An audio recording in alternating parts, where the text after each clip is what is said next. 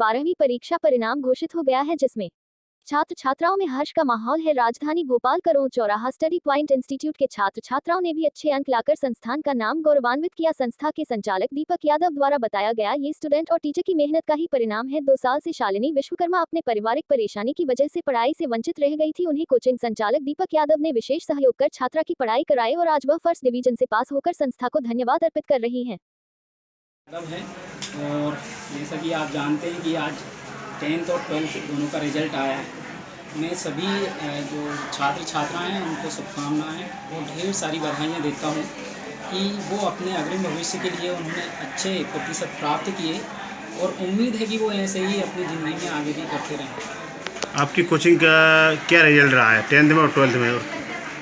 10th और 12th का बहुत अच्छा रिजल्ट रहा है।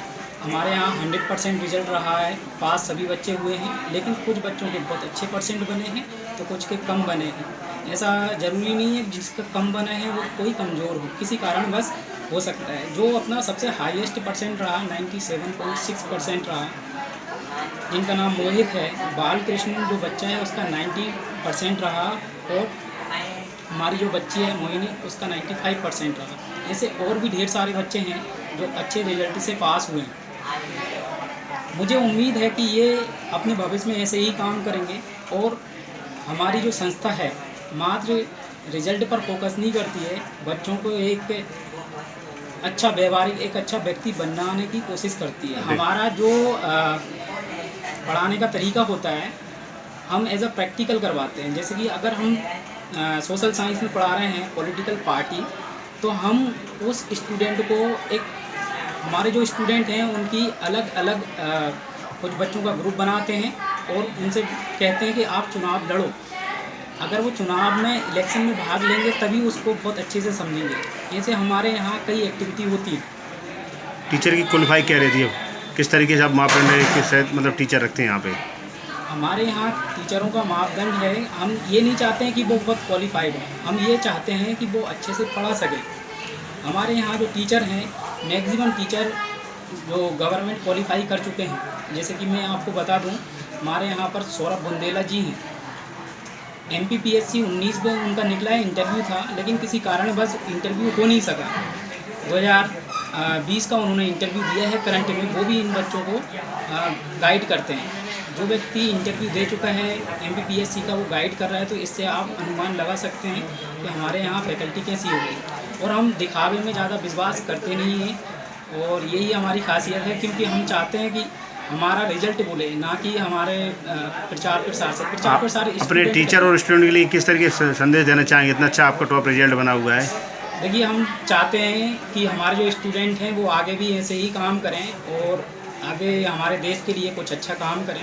और टीचरों की मैं सराहना करता हूं कि उन्होंने इतनी मेहनत की है, क्योंकि ये संस्था और टीचरों का भविष्य बनाने में हमारा अकेले का हाथ नहीं है। टीचर जब तक योगदान नहीं देंगे तब तक उनका भविष्य उज्जवल नहीं हो सकता है। तो मेन टीचर होते हैं। शालिनी विश्वकर्मा है और मैं क्लास 10th की स्टूडेंट रही हूँ इस साल। मेरे परसेंटेज मुझे लग नहीं रहा था कि इतने अच्छे बन जाएंगे, लेकिन सर के योगदान से और अपनी मेहनत से मैंने थोड़ा कवर कर पाई हूँ। मुझे लग नहीं रहा था कि मैं पास हो जाऊँगी, बट मैंने पास होकर दिखाया। कितने परसेंटेज रहे हैं आपके? सर मेरे 62.4 परसेंटेज रहे हैं और मतलब मैं कोचिंग पेपर से मैं बस 1 महीने पहले आई थी और सर ने मुझे इतना अच्छा कवर करा। कंटिन्यू आप कोचिंग आते तो क्या परसेंटेज रहते हैं आपके? अगर मैं रेगुलरली जून से या फिर जुलाई से आती तो सर मैं 95 से ऊपर। तो आपको क्या क्या परेशानी आई है पढ़ाई में? क्या सर सबसे पहली प्रॉब्लम तो ये जो लॉकडाउन लगा था, उससे पहले मेरी 9th क्लास कंप्लीट हुई थी, बट ये जो लॉकडाउन लगा उसकी वजह से मेरे घर की कंडीशन इतनी अच्छी नहीं थी। मेरे पापा एक कारपेंटर हैं और उनका इतना अच्छा सपोर्ट नहीं रहा था, तो उन्होंने मेरी पढ़ाई में मेरा साथ नहीं दे पाए थे वो। तो मेरा 3 साल का गैप रहा है लॉकडाउन तक। जितने साल लॉकडाउन चला है मैंने अपना फॉर्म नहीं भर पाया था। लॉकडाउन के बाद मेरा 2022 में मेरी शादी हो गई थी और फिर मैं अपनी पढ़ाई को लेकर हर साल बहुत ही मैं अपनी पढ़ाई करना चाहती थी और आगे भी, लेकिन किसी न किसी कारण से मतलब मैं पीछे हटती गई। लेकिन एक चाह थी मुझ में कि मैं आगे भी अपनी पढ़ाई करूं, इसलिए मैंने अपना कंटिन्यू रखा, पढ़ाई मैंने छोड़ी नहीं। तो उसकी में आप कितना सहयोग दिया आपका? सर सबसे पहले नाम मैं लेना चाहूँगी मेरे हस्बैंड का। उन्होंने मतलब ज़्यादातर हमारे यहाँ ऐसा चाहते नहीं है कि बहुएँ पढ़ें, लेकिन मेरे हस्बैंड ने अपने फैमिली से बात करके मेरा फॉर्म भरवाया, राजकुमार विश्वकर्मा। उन्होंने मेरा बहुत साथ दिया शुरू में। फिर मतलब बाद में मेरा हेल्थ इश्यूज़ भी बहुत रहे सर, मुझे ब्लड वॉमिटिंग होने लगी बीच में, तो जिसकी वजह से मेरी तबीयत बहुत ज़्यादा ख़राब होने लगी। तो मेरे हस्बैंड ने मुझे मेरे मम्मी पापा के पास छोड़ दिया था स्टडी के लिए। और सर मेरी तबीयत इतनी ज़्यादा ख़राब रही, मेरी मतलब मम्मी पापा की आर्थिक स्थिति भी इतनी अच्छी नहीं रही थी उस टाइम पे, और मेरे हस्बैंड भी मेरे साथ नहीं थे, मतलब दूर थे, तो उस वजह से वो मेरा साथ नहीं दे पाए थे। तो फिर मेरी मम्मी ने बहुत सपोर्ट किया। फिर उन्होंने मतलब मेरी मम्मी ने मुझे अच्छा कराया और फिर कहा कि तुम कर सकती हो। मेरी मम्मी ने बोला कि तुम बाहर निकलो, अपने लिए देखो कोई कोचिंग अगर तुम्हें समझ में आए।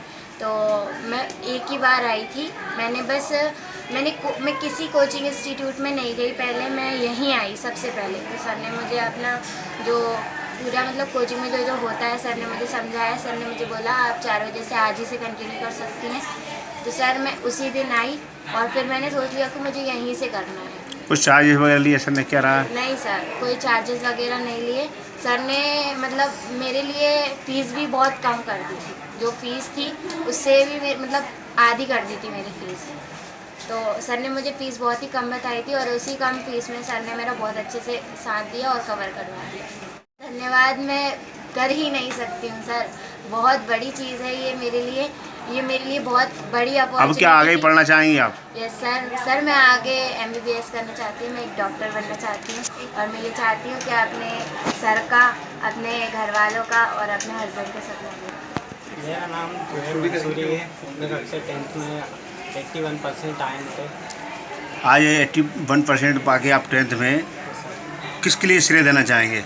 सर ये मैं अपने सर को देना चाहूँगा, क्योंकि मैं हाफ कोचिंग में आया था, मतलब आधी ईयर निकल चुकी थी उसके बाद आया, लेकिन फिर भी सर ने मेरा पूरा कवर करा दिया। और कुछ स्कूल वालों का भी सहयोग था। कौन सी कोचिंग में पढ़े आप? Study point institute. कहाँ पे है? करोज चौराहे। और अपने मम्मी पापा का भी सहयोग है जिन्हें ये पूरा? मम्मी पापा का भी सहयोग है।